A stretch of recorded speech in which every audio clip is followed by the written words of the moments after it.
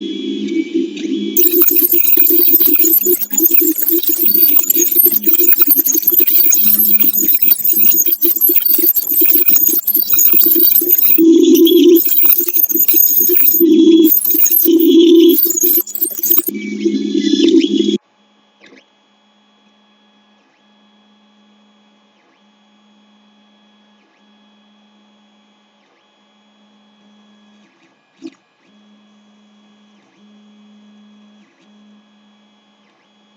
guys, it's holiday season, and that is the theme of the build. I know it looks like I've got a gun on my table, but for me, this is the holidays because I'm about to build a Secret Santa gift for my Secret Santa user on the Imager.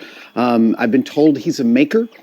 I have decided to do a Nerf mod for him, and I procured what I think is the loveliest of the Nerf rifles, which is called the Long Strike. Look at this thing. It's absolutely gorgeous. And I'm going to make it even prettier. I'm also going to upgrade the spring and the pump action to make it shoot longer and harder.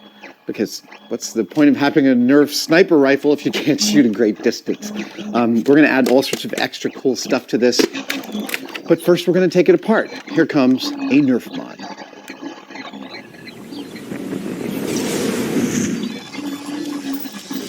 All right, now the first step is going to be taking this apart. I'm going to modify it, and I need to paint it. So I'm going to take it apart. But before I even do that, I'm going to tooth it up. I'm going to be painting this. I don't want the paint to scrape off, and it's brand new, not brand new, but it's injection plastic. So in order to help the paint adhere to the plastic, I'm going to hit it with some Scotch Brite. I can't talk this morning. And this is just to make sure that the big surfaces actually grab the primer when I paint it and hold on to the paint job. I'm actually going to be doing a fairly weathered paint job, which means that any kind of paint scraping away will actually work aesthetically with what's going on. But, you know, it's also the base color is blue and orange, and I want to go with slightly more badass black, yellow, and like charcoal silver, like a gunmetal.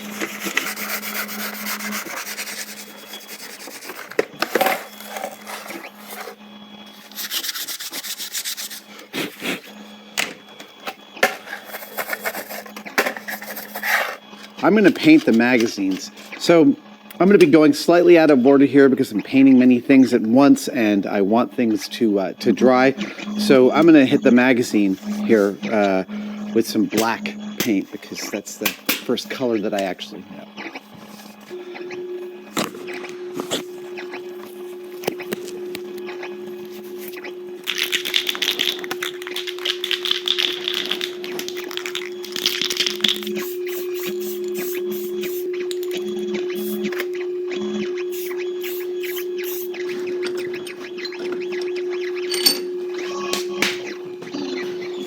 There are a lot of screws in the Nerf Long Strike, and they are not all the same size. So I'm going to do a technique that I learned from Zen in the Art of Motorcycle Maintenance, which is to take them apart in an order that I can remember, i.e. in this case it will be clockwise starting from top left, and then I place the screws in that order, and I don't lose track of which one goes where.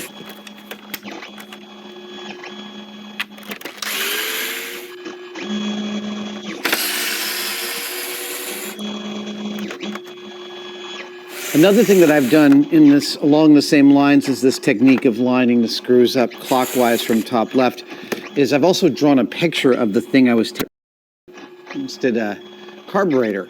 So I drew a picture of the view of the carburetor that with all the screws, and I placed each one where it went on the carburetor.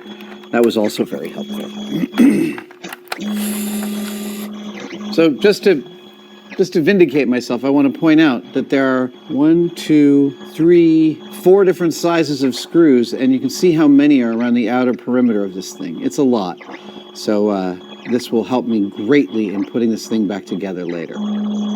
Okay, this one whole piece, that's awesome. I am going to be modifying this with an upgrade kit. So I believe I'm going to pull out the old mechanics. so that I can do some painting on this before I put it back together.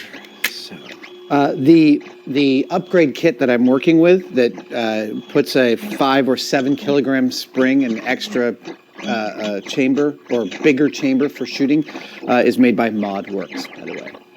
Now that I've got a lot of the main pieces out, I'm going to throw back 2 screws just to hold it together, and then I'm going to give it some paint.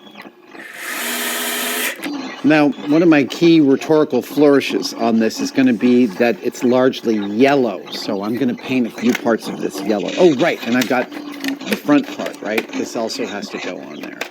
So I've got to take this apart, too, to paint it.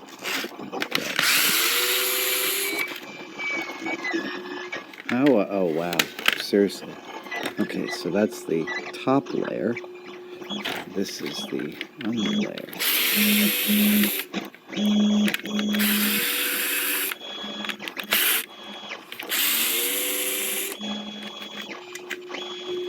These will be yellow.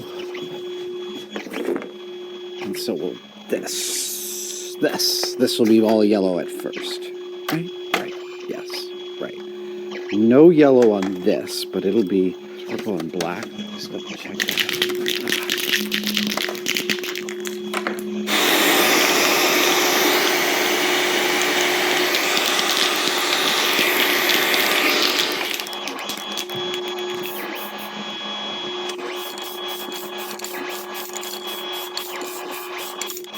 All right, so what you may notice is that I'm doing this paint job in multiple thin coats and then using a lot of the blow dryer to dry the coats.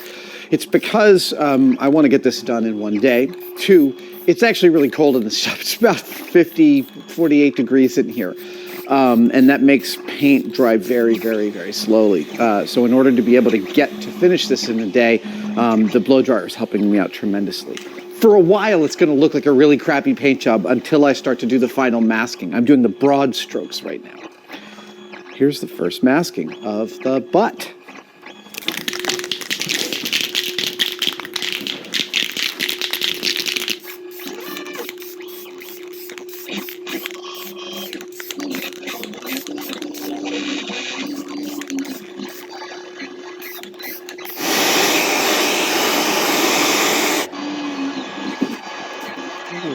Okay.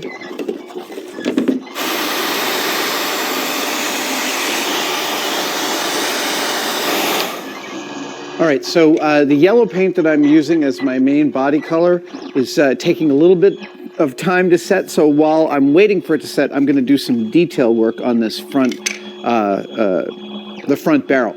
I have also, separately, while you guys weren't looking, I made a silencer front for the barrel. And this I'm going to continue to age and weather a little bit, but this is to give the front of the barrel a little more like, right? Yeah.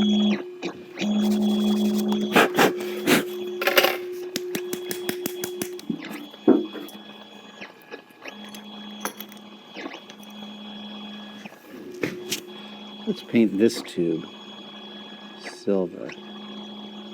Make it stand out a little bit.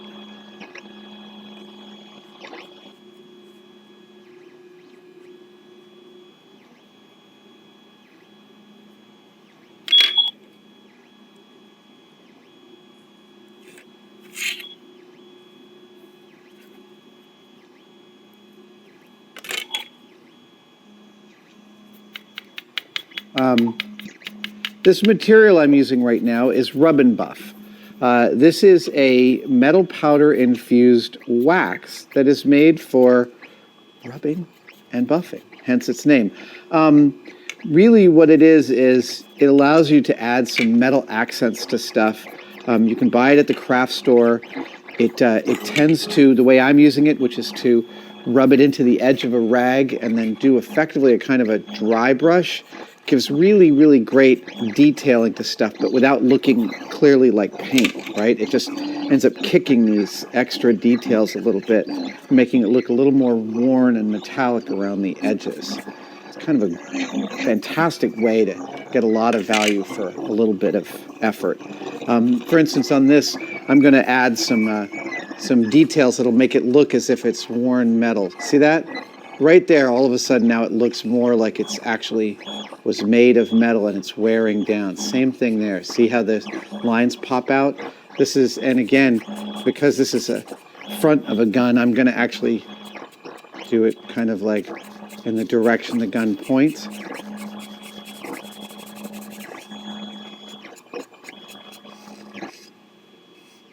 Yeah, awesome.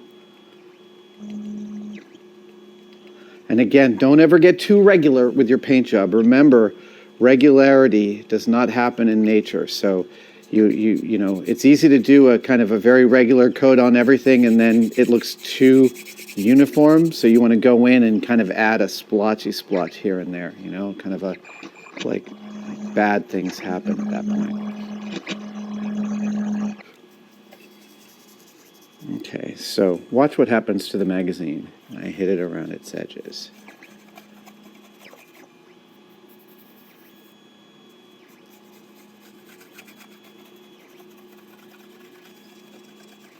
Yeah, see that? All of a sudden, all this kind of narrative starts to unfold. It looks really more beat up. That's what I wanted. Like a piece of video game hardware. I mean, you know, within a video game, not to play a video game with. That's much more like it. Look at that.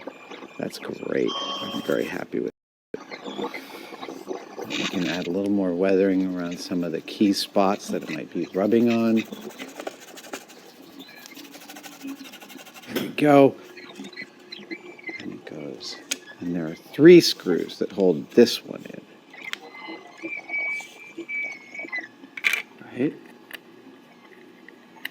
And 3.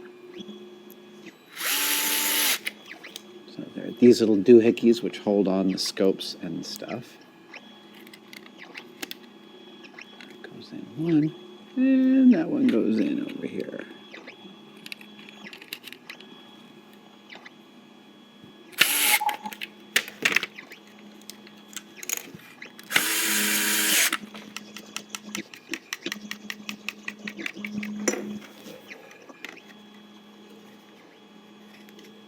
Time to pull some masking tape off of this. There we go. Just a little bit of masking adds so much value. I can't even overstate it.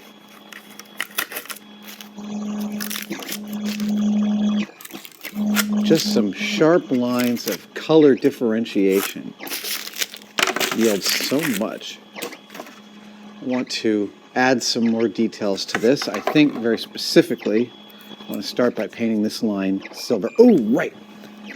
I've got a rifle sling for this, so I'm actually going to drill a hole for it here.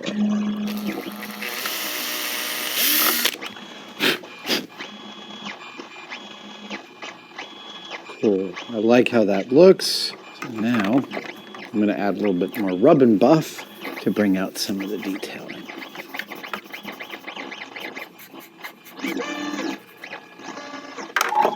All right. Now I've got the basic paint job for the front and the rear. It's time to start moving towards the middle. I'm also going to give him a short magazine because I think that's going to work better with a couple of the details I want to add.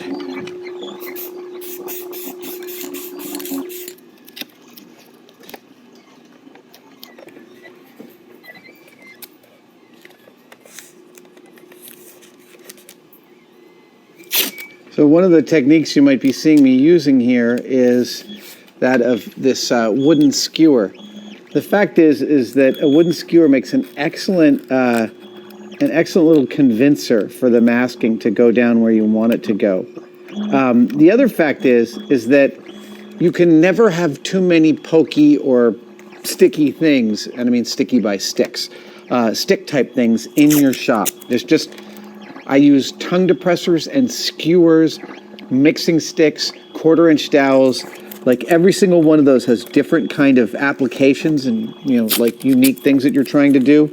So it's like every time you see a bunch of sticks, buy them. They're really good to have around.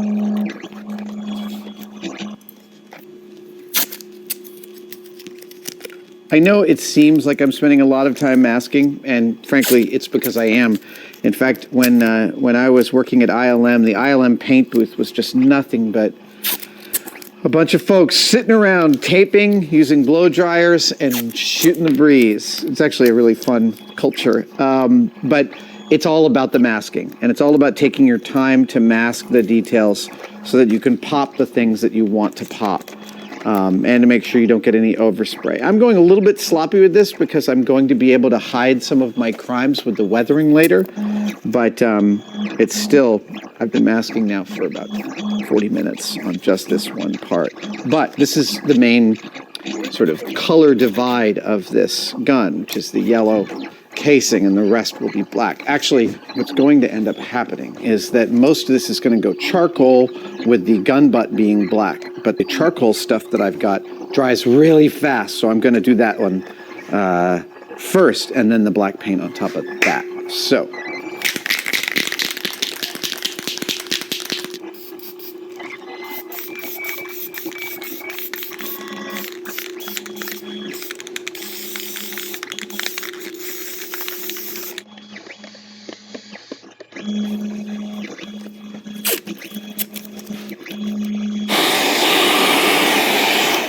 This is the last bit of masking for this part.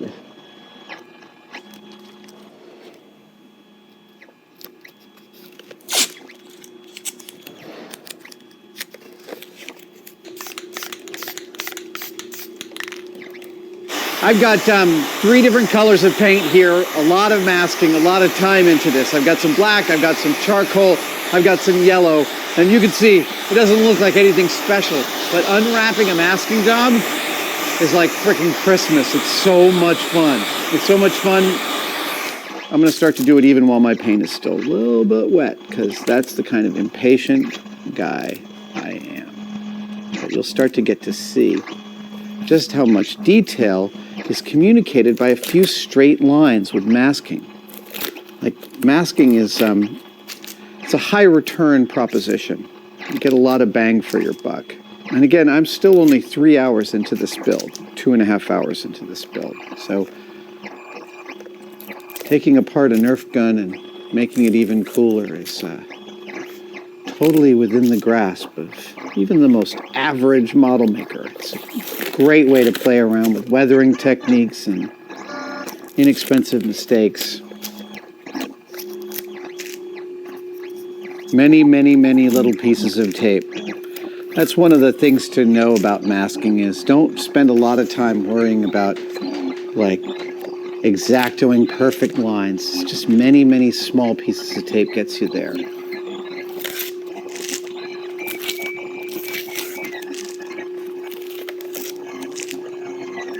Oh yeah, starting to look like something.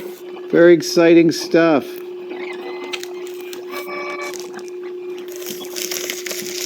Oh, that's the best, when you can pick them all off at once, like scab.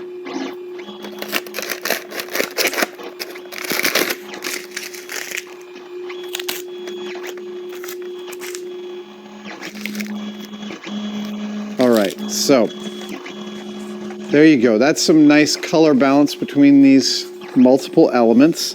Clearly, there's still some more detailing that needs to be done. But I'm really pleased with that so far. Okay. Now, if you're in a shop and you end up with a bundle of masking tape that you've just pulled off, it's really important that you throw it at someone across the shop. It's like a game. Don't do that. Maybe you should do that. I don't know. Okay, let's see here. How do we like this? That's looking pretty good. That's pretty all right.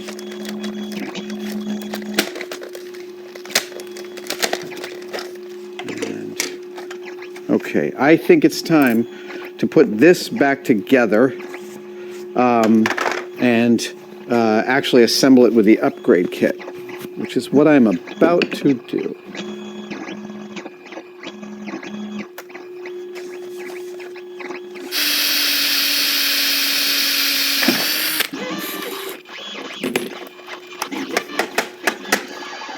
right, so I've put in the ModWorks upgrade kit with a 5 kilogram spring. I am now in the process of putting the screws back in the order that I took them out. This is going fairly smoothly. I'm very pleased with how easy the kit was to put in. And again, apparently it's quite a performance upgrade. We're about to find out.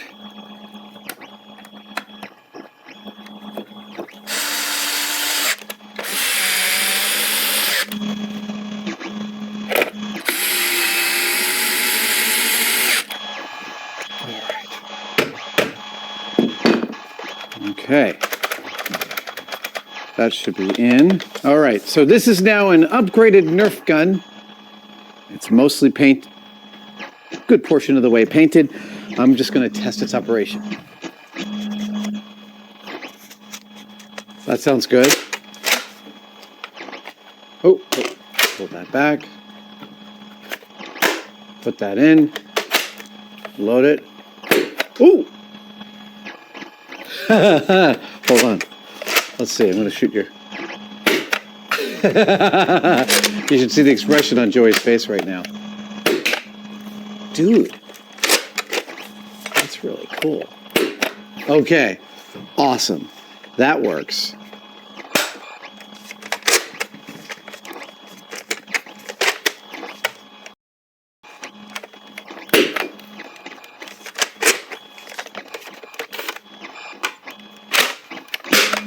Awesome. That's great. Okay, cool. So I'm feeling good about this. Now, right. Let's just rearrange my stuff a little bit here. Let's see, I want to add some detailing to this. I'm actually going to add some lines because I think it breaks it up nicely. Sometimes what colors you paint stuff is not nearly as important as where you put those colors. You want to break up the detail and add to it. Sometimes you can add just a little differential color and all of a sudden it'll make the thing that you're painting look far more complex than it actually is. I think it's time for a little bit of the rub buff treatment. Yeah, look at that. That looks great. Cool. Ah, so cool. The main components of our gun are painted. I'm going to assemble them. This is a cool one. And that. Okay, so there is, it's looking darn good. But I want this to be a beat up, weathered type of weapon. So I'm about to hit it with some of my favorite weathering techniques, which you know is the burnt umber and raw umber, some regular water and some rubbing alcohol, and my favorite painting tool, a rag and chip brush. So here we go. Awesome. Oh, nice.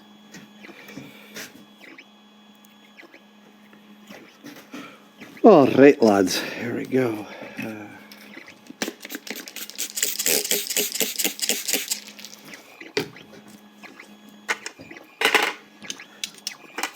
Go a little bit of rust around the edges. This weapon has been utilized.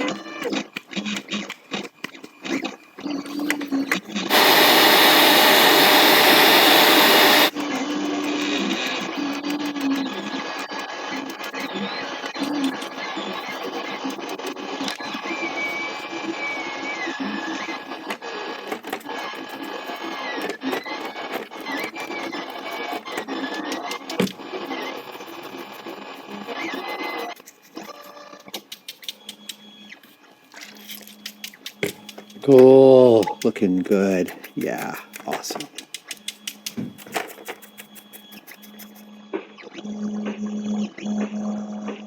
The lighter colors are always a really important part of any weathering job. I've said this before, but there's no such thing as a single color of weathering. You always want more than one. And you want to be judicious in your use of that second color, but even still, the little bit of extra brightness of that red makes the other stuff pop significantly. Look at that. Yeah, it's great. And I can go back in and darken it down later if I want to.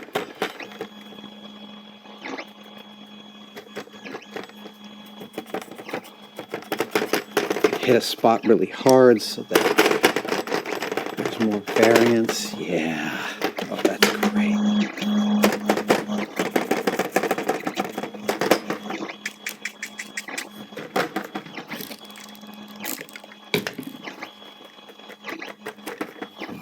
Sometimes you get a tremendous amount out of just putting paint on and trying your best to wipe it back off again.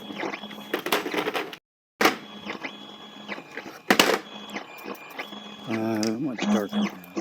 This, personally, for me, the weathering, this is why I build stuff practically. I love this part more than almost any other because what happens is so cool and so quick. I mean, it really is like how much storytelling you can do about the object by hitting it with some color. It's just really exciting to me. Okay, now I'm adding a couple of lovely pieces to the. One is going to be a real scope. Screw it, let's put a real scope on this thing. But we got to beat it up a little bit, so I'm just going to hit it with a little bit of some weathering paint. And we'll also kick it with a little rub and buff.